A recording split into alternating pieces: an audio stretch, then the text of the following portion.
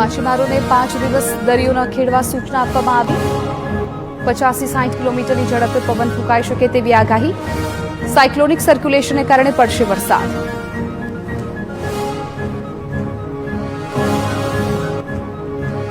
આઈપીએલની ફાઇનલ મેચમાં વરસાદ બની શકે વિઘ્ન। આવતીકાલે અમદાવાદમાં રમાશે આઈપીએલની ફાઇનલ મેચ। અમદાવાદમાં સામાન્યથી મધ્યમ વરસાદની આગાહી। થંડર સ્ટોર્મ એક્ટિવિટીનું હવામાન વિભાગનું અનુમાન। તો રાજ્યમાં 8 અને 9 જૂને ભારે વરસાદ ખાબકવાની સંભાવના। દક્ષિણ ગુજરાત સૌરાષ્ટ્રમાં પડી શકે છે ભારે વરસાદ। ભારે વરસાદ થાય તો અતિવૃષ્ટિ થવાનું અંબાલાલનું અનુમાન। 19-20 જૂને પણ રાજ્યમાં અણધાર્યો વરસાદ ખાબકવાની આગાહી। 20 જૂન બાદ ખેતીલાયક વરસાદ થઈ શકે। મહીસાગર જિલ્લામાં વાદળછાયા વાતાવરણ વચ્ચે પડ્યું વરસાદી ઝાપટું। લુણાવાડા, ખાનપુર, કડાણા, સંતરામપુરમાં ધીમી ધારે વરસાદ। વીરપુર, બાલાસિનોર સહિતના ગ્રામ્ય વિસ્તારોમાં પણ વરસાદી માહોલ। વરસાદના અમી છાંટણાથી ગરમીમાં આંશિક રાહત।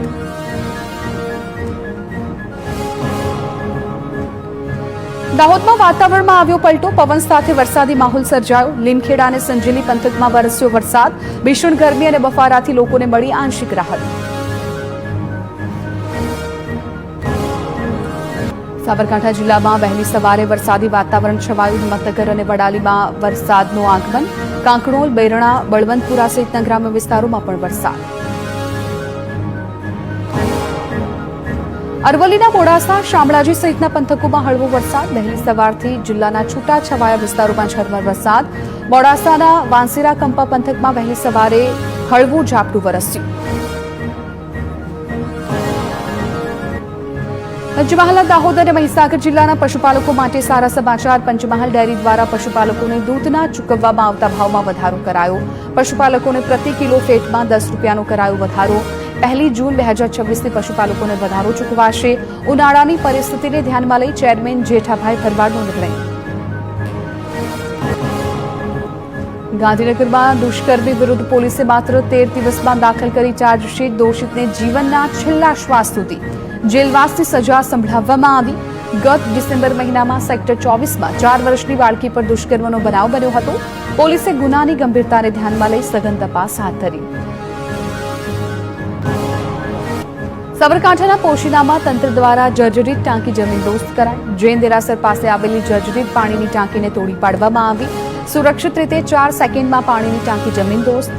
જર્જરિત જોખમી ઓવરહેડ ટાંકી માત્ર ગણતરીની સેકન્ડમાં જમીનદોસ્ત થઈ। જમીનદોસ્ત પાણીની ટાંકીનો લાઈવ વિડીયો આવ્યો સામે। ભાવનગરની નવી એસપી કચેરીના નિર્માણમાં જ ગેરરીતિથી ખળભળાટ। ₹3.22 કરોડની ગેરરીતિ મામલે ક્લાર્કને તાત્કાલિક મહબા બદલી। ભ્રષ્ટાચાર મામલે હેડ ક્વાર્ટરના ક્લાર્ક ધર્મેન્દ્રસિંહની કરાઈ બદલી। અને 3 કર્મચારીઓ વિરુદ્ધ પણ હાથ ધરાઈ તપાસ।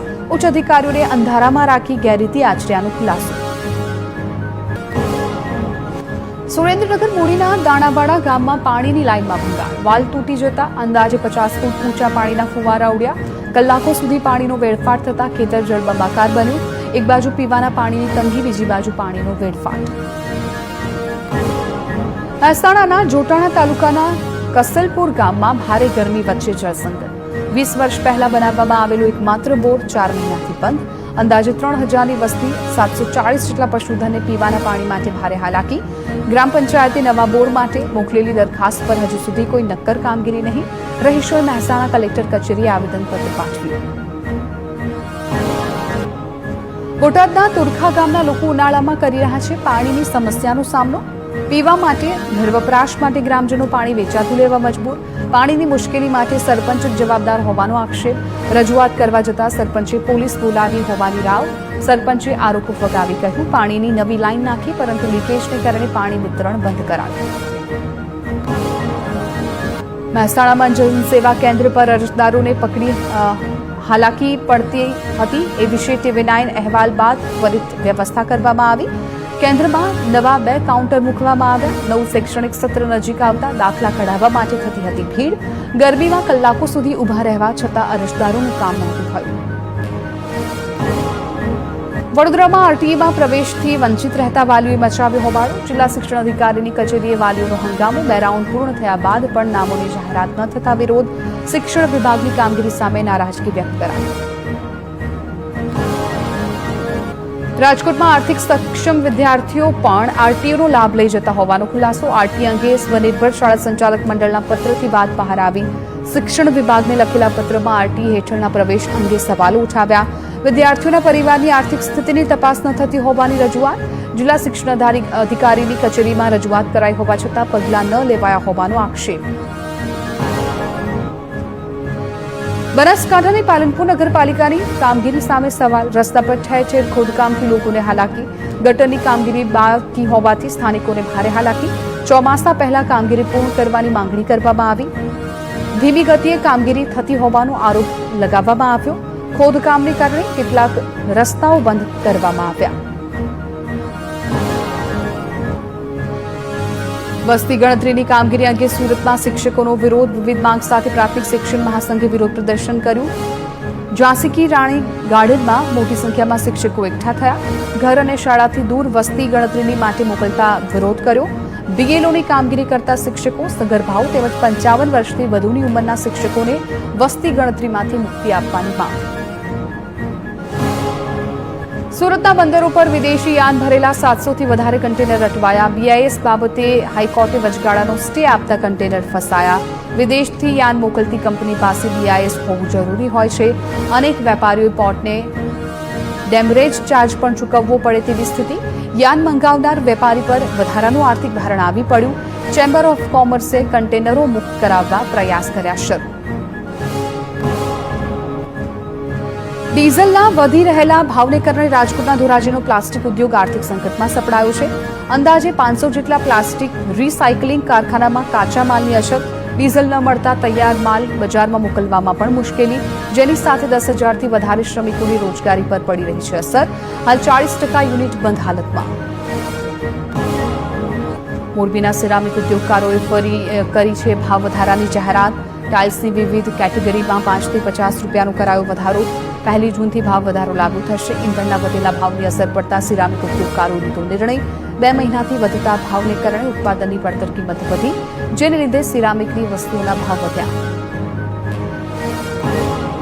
બનાસકાંઠા જિલ્લા પંચાયતે વાવ, થરાદ અને અન્ય તાલુકાઓમાં ફરજ બજાવતા તલાટીઓની બદલી પ્રક્રિયા ગૂગલ લિંક આધારિત પ્રાયોરિટી સિસ્ટમથી કરી. પરંતુ 20 જેટલા તલાટીઓએ આ બદલી પ્રક્રિયા સામે વાંધો ઉઠાવી બદલી પ્રક્રિયામાં ગેરરીતિ થઈ હોવાના આક્ષેપ મૂક્યા. બદલી પ્રક્રિયા સંપૂર્ણપણે પારદર્શક, નિયમબદ્ધ અને વરિષ્ઠ અધિકારીઓની દેખરેખ હેઠળ કરી હોવાનો જિલ્લા તલાટી મંડળનો દાવો.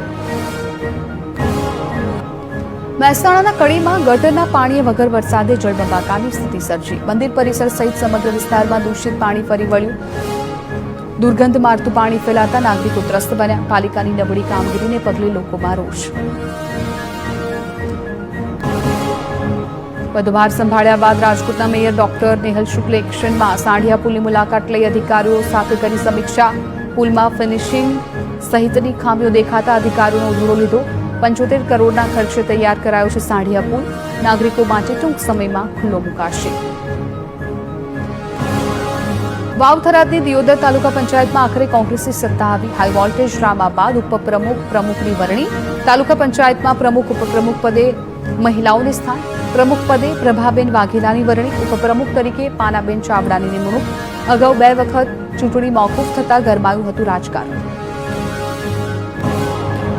મહેસાણાના નવા મેયર સોનલ ઓઝાએ શુભેચ્છા માટે નવી પહેલ કરી. શુભેચ્છકોને બુકે, ફૂલહાર કે શાલ લાવવાને બદલે રાશનની કીટ લાવવાનો અનુરોધ કર્યો. મેયરની અપીલને તરેટી ગામના લોકોએ સારો પ્રતિસાદ આપ્યો. ભેગી થયેલી રાશન કીટ જરૂરિયાતમંદ પરિવારોને અપાશે. અમદાવાદના ડી કેબિનમાં એએમસીએ કર્યું સ્કૂલના બિલ્ડિંગનું ડિમોલેશન. આઈપી ઇંગ્લિશ સ્કૂલના બિલ્ડિંગના ભાગને કરાયું ડિમોલેશન. રોડ કપાતમાં આવતા સ્કૂલના બિલ્ડિંગનો ભાગ તોડી પાડવામાં આવ્યો. ડી કેબિન નીલકંઠ મહાદેવથી વાડીના ચોક સુધીનો રોડ કરાયો બંધ. 100 ફૂટનો રોડ કરવા માટે રોડ કપાતમાં આવતી મિલકતોનું ડિમોલેશન. શનિ રવિ સ્કૂલ બંધ હોવાથી આજે કરાયું ડિમોલેશન.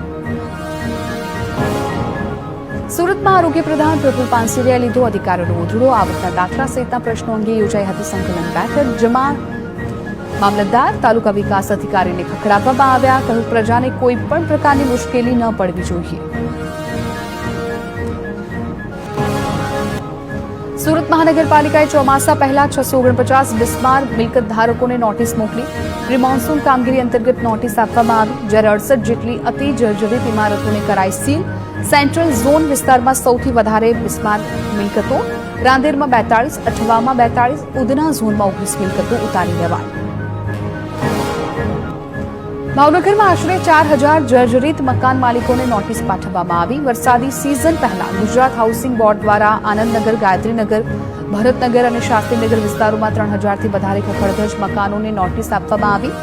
અન્ય કોઈ આશરો ન ધરાવનાર કેટલાક પરિવારોએ અન્ય મકાન અથવા ભાડું આપવા માંગ કરી.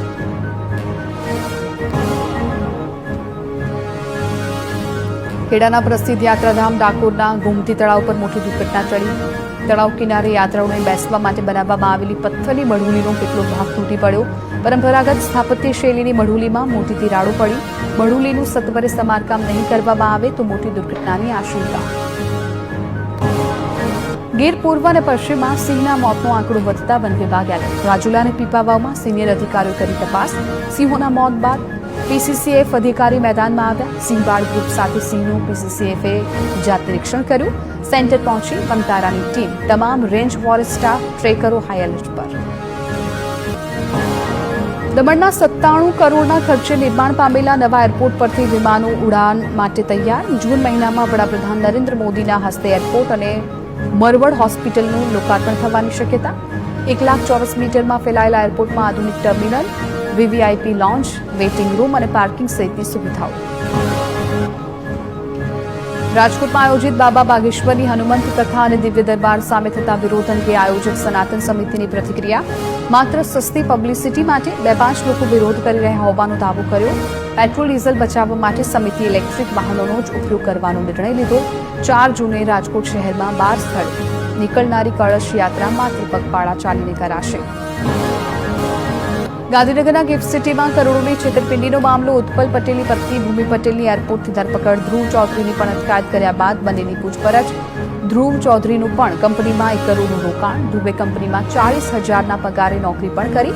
મુખ્ય આરોપી ઉત્પલ હાલ દુબઈમાં હોવાની શક્યતા.